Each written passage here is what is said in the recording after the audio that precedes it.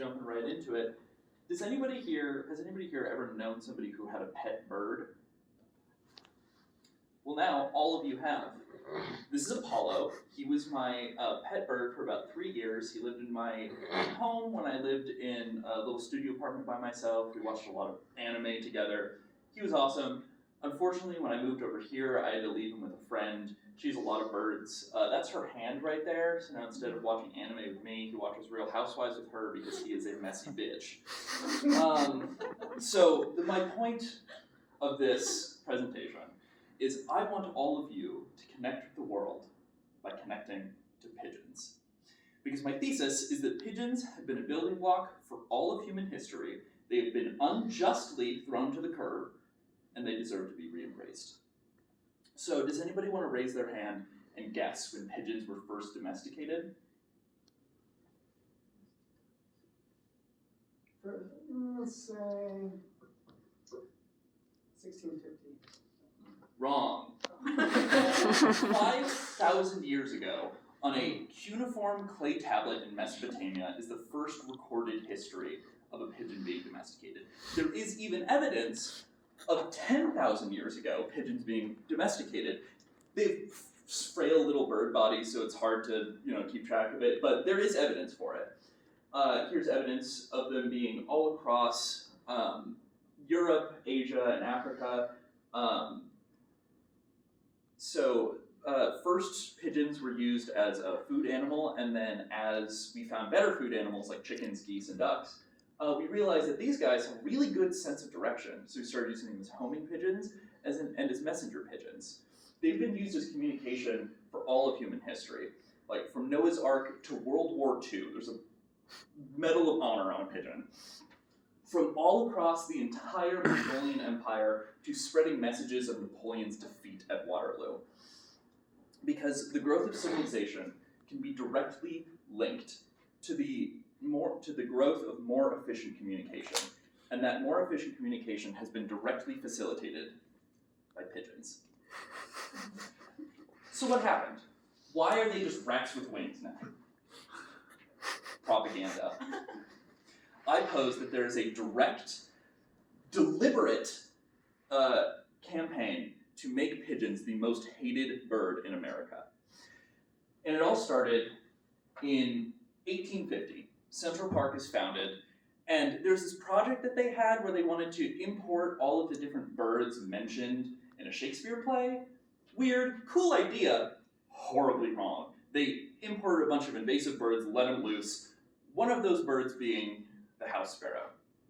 And this bird became the most hated bird in America for over 100 years.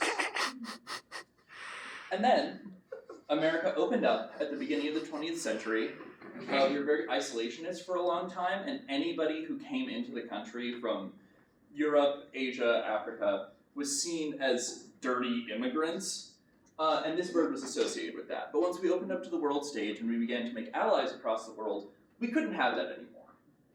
So we needed a new bird to hate. In comes the pigeon. So in 2006, Carl Jeromak did a study on vermin animals, and he specifically focused on pigeons. He looked over 100 years of New York Times articles, and he noticed something frankly disgusting. In the first 50 years, they were barely mentioned at all. And on October 1st, 1961, an article was published blaming diseased pigeons for the death of 2 men. This caused Dr. Litterman, the head health official in New York City, to call for the death of 5 million pigeons. Signs lined the streets calling for people to abandon these animals, to shoot them out of the air. They were rounded up and sprayed with birth control. It was a full-on genocide.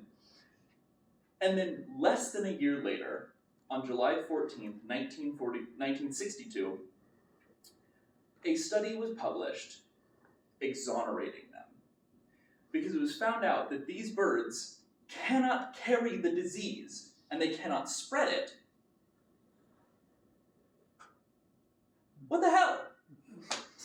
So they were basically completely free. It was stated in the article that these birds are no more dangerous than any other household pet, but the damage was done. These birds are to this day seen as diseased and dirty, and they are seen as pests. So I beg you all to consider this next time you see one walking down the cold pavement, because they deserve your pity and they deserve your love. So what does this matter? What can we do about it? I pose that in America we're having a horrible loneliness epidemic because we can't connect with each other and we can't connect to the world around us. So how do we do this? Pigeons. NIH published an article called The Power of Pets, studying how humans interact with animals around us. And they state in the article that interactions with animals drastically decrease anxiety and depression, especially if you do them regularly. So how do we get these animals into our lives? I think mostly through supporting local wildlife. You can support local different variations in trees and plants around you. You can hang up different kinds of bird feeders. It's a lot of different kind of bird seed and different kinds of feeders. There's a lot of different kinds of bird houses. If you want one specifically to support pigeons, get ones with big holes because they are chunky guys. I even found a tutorial of how to make one your own. Free samples. After class, I would like to give all of you birdseed. Do not open them in the class. They have peanuts in them. We cannot have peanuts in the classroom. But I will hand them out afterwards. Oh. And if taking birdseed with you to feed the birds is not enough, nope, wrong way. Get a pet pigeon. Look at those chunky guys. Yes, that is Mike Tyson. He loves pigeons. Yes, he does. So there's a lot of stigma around keeping birds as pets. A few of the arguments that I've heard is they stink and they're loud. Those are parrots. I have no idea why parrots are the most common type of pet, like pet bird. They're mean, they're loud, they live to like 50, do not get a pet parrot. The other argument that I've heard is it's inhumane. They want to fly free, which is true for most types of birds. If I was going to go outside and grab a finch and bring it into my house, it would not want to stay there. It wants to be out in the trees. Pigeons, however, studies have shown, can be re-domesticated in less than 3 weeks. That is faster than a feral dog or cat. If you bring these guys into your house and you give them a little bit of love, they will love you for the rest of their lives. And the final argument that I've heard is pigeons poop literally everywhere. That is true, so introducing pigeon pants. These are pretty commonplace now. They come in all shapes and styles. They are adorable. They sell them in birdhouses. They are wonderful. Get pigeon pants. So now that you have a pet pigeon in your house and you take care of them, food, water, give them a little bit of shelter, just a little space for their own. They need a lot of companionship. So either you spend a lot of time with them, or you kind of have to get 2 of them. A lot of places recommend that you get 2 pigeons so that they can love each other. Look at those 2, they're adorable. So I'll leave you with this. The story of pigeons moving forward should be the story of an old, sick, feral dog being taken into the arms of a new family and given a second chance at life. Because all we need to improve is for someone to love us a little more today than they did yesterday. So I implore you, take the birdseed with you, keep it with you, and next time you see a pigeon on the street, throw it a little bit of love.